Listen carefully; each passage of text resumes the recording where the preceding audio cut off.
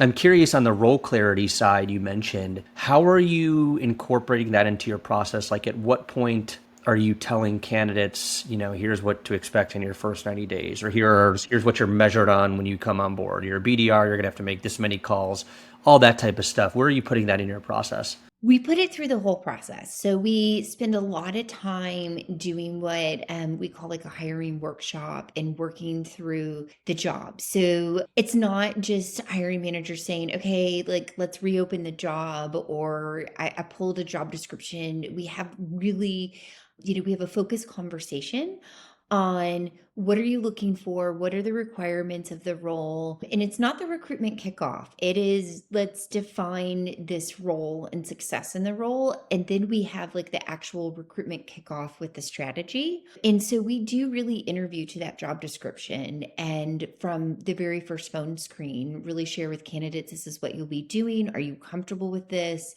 Even with, engineering, it's really important for people to understand we're global, and they're working with people in the UK, they're working with people in the US. I mean, our engineers work day and night. And so when you join that team in London, it's important to know what you're joining.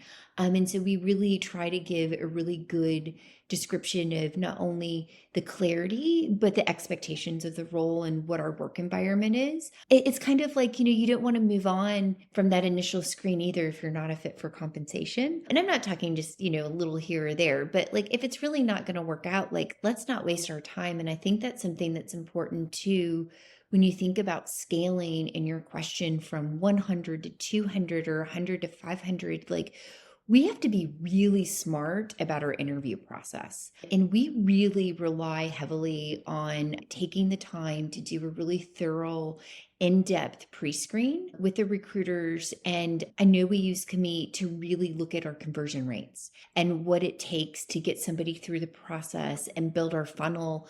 Because, our hiring managers, it's, in sales, they need to be making sales calls, and engineering, they're creating products, and everyone's super busy.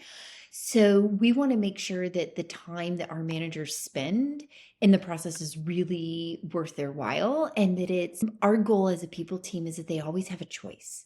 They always have a choice in candidates, so that they get a candidate pool where they're like, oh my gosh, I don't know who I want to choose.